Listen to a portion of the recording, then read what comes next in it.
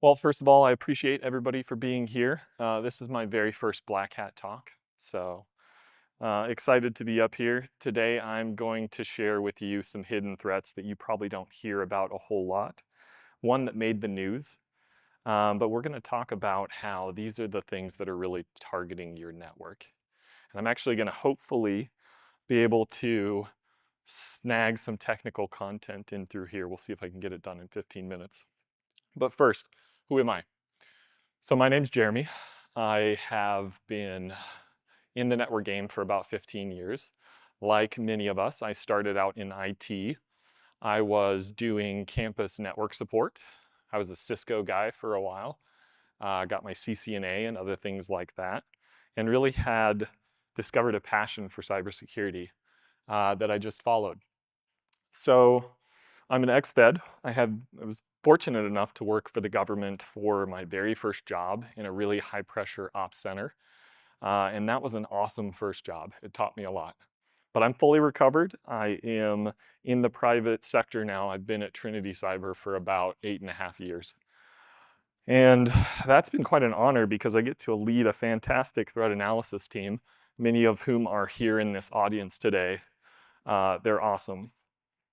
So at Trinity Cyber, what analysis means is we support full content inspection, which is our managed network defense platform, and it literally is a man in the middle for the good guys. It's got some phenomenal tech behind it, and it's got some expert people behind it. I love a good bowl of ramen.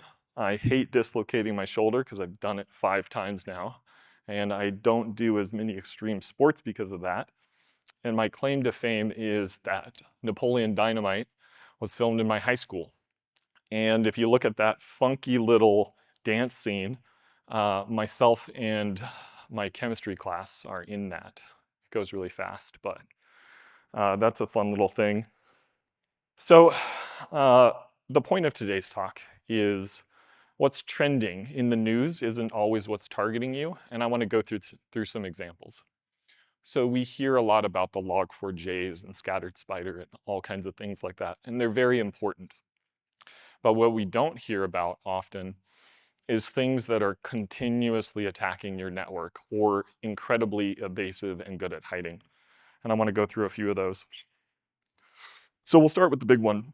Everybody knows log4j. It ruined a lot of weekends, weeks, months. It kept people up for a long time.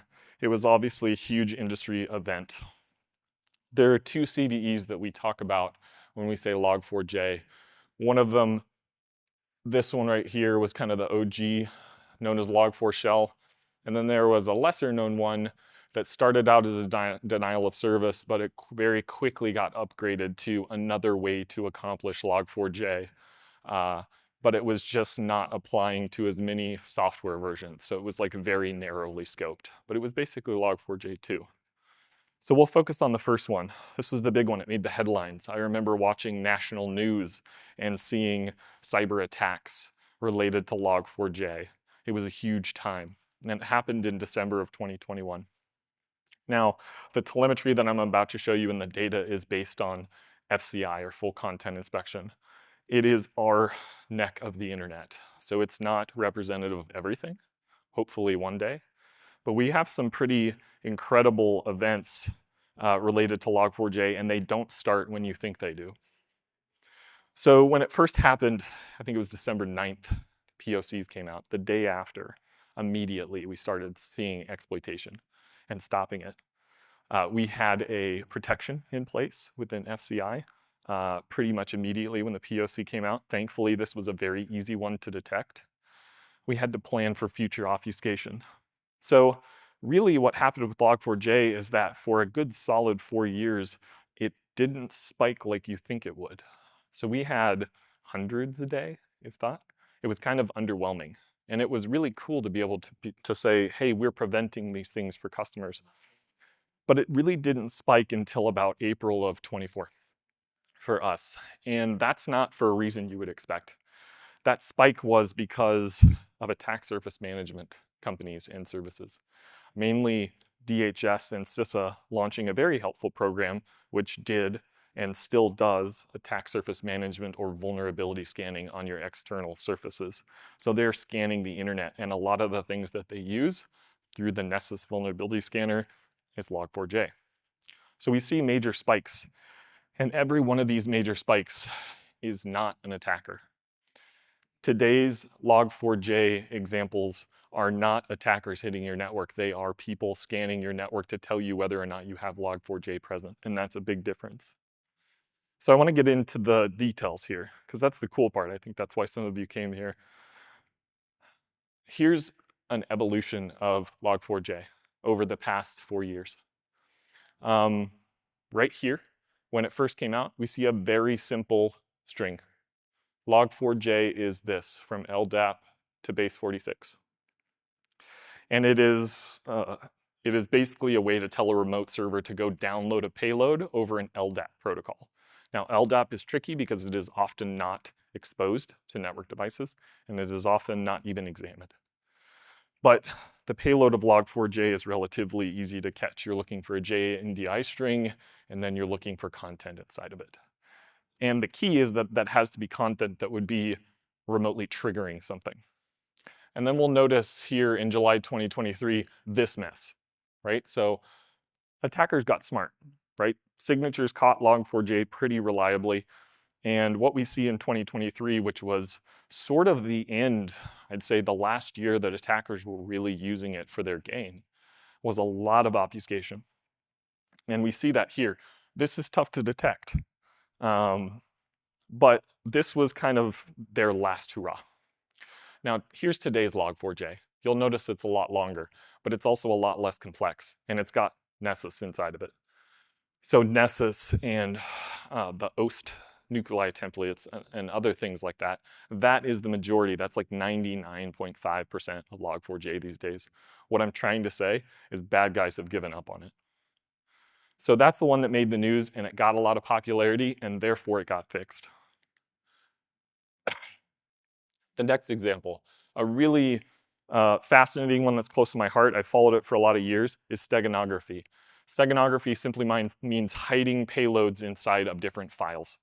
You can do it various different ways. I'm going to pick a very simple one today.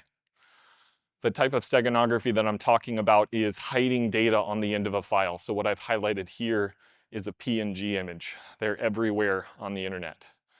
And what is hiding on the end of this PNG image is really easy to put there. In fact, you can do it with a one-liner in Linux. You're just putting data on the end, and that's a Windows executable. I can't tell you how many malware campaigns I've seen, triaged, stopped, prevented, that involve sneaking data in or out of a network on the end of an image.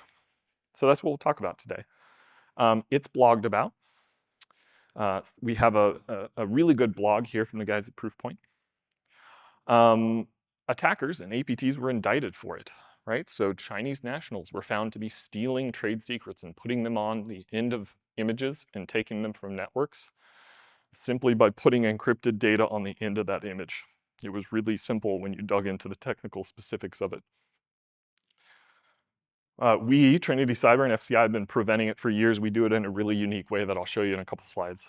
But let's get to the data. So I'm going to pick PNGs, but this goes for many different file types, especially the images. We have a good amount of telemetry, and there's some interesting spikes here.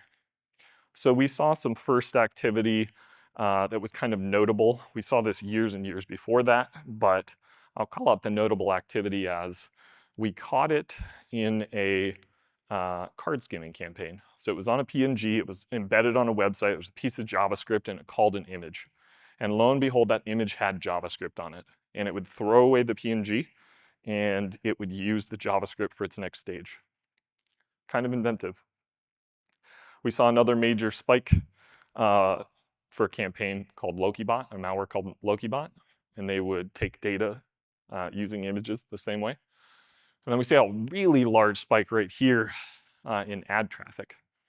I still can't explain this one, but they were putting JavaScript in full web pages on the end of PNGs and using them as tracking cookies.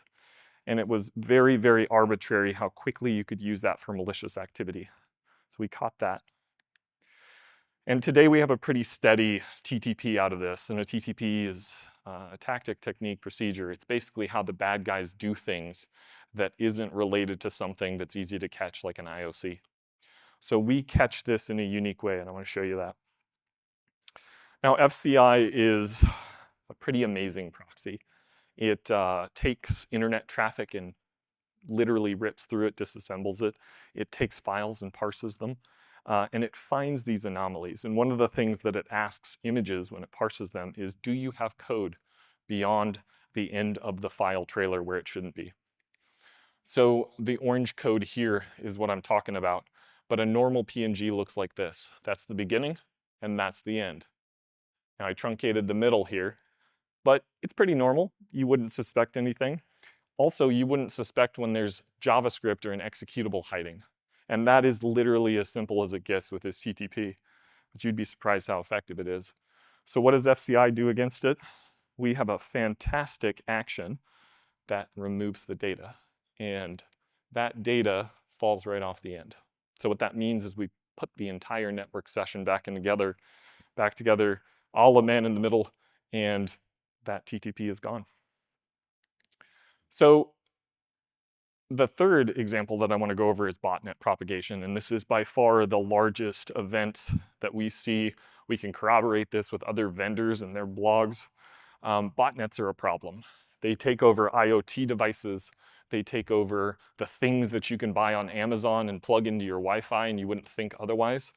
And often they rely on code that is injected with vulnerabilities, not, well, on purpose, but you wouldn't ever know to patch them. And often the vendors that sell you them don't patch them before they're sold. So it's a big problem. I'm going to pick on Mariah and Mosey because they're some of the biggest names, but I'll bring in another one.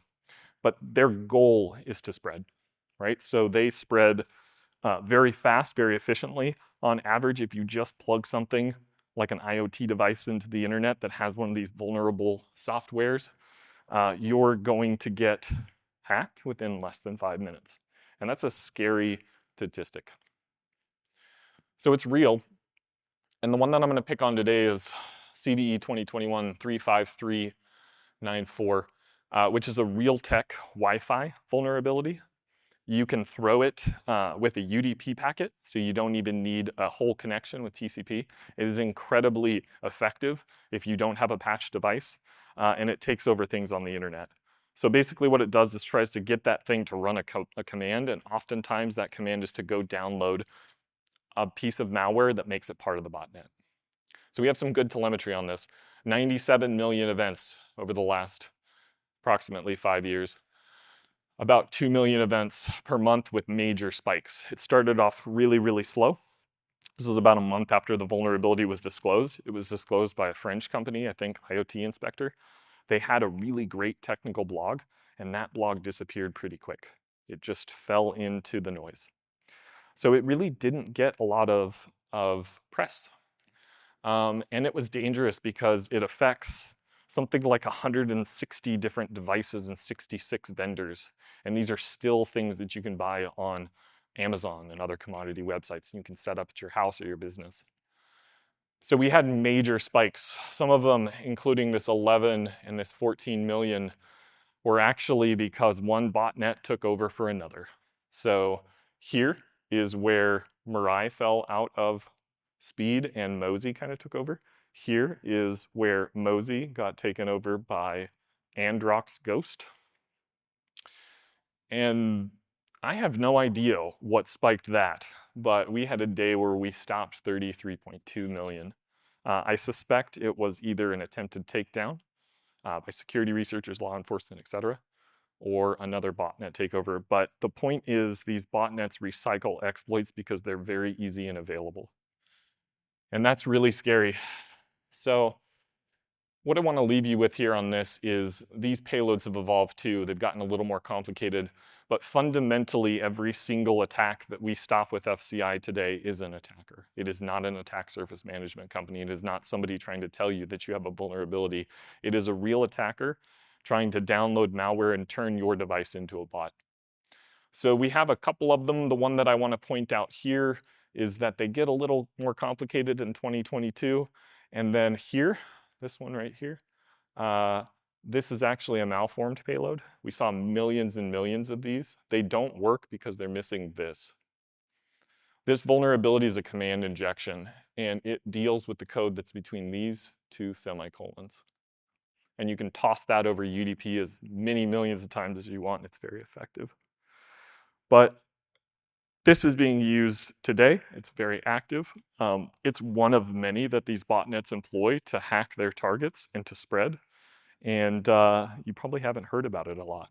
It doesn't make the news. So the point. Here at Trinity Cyber, we have to focus on all of the attacks. Not all of them make the news, especially the big ones. Of course, we're on it, but the real value to our customers comes from the ones that don't get a lot of coverage, that are continually being used, that we can knock out at the technique level. And so we make sure they don't make it to you. And that is it. Questions?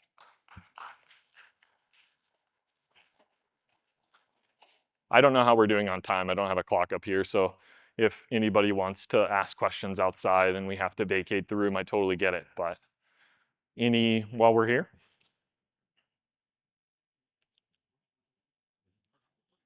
Okay.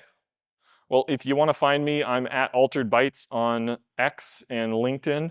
I'd love to have a conversation with you. I live and breathe this stuff.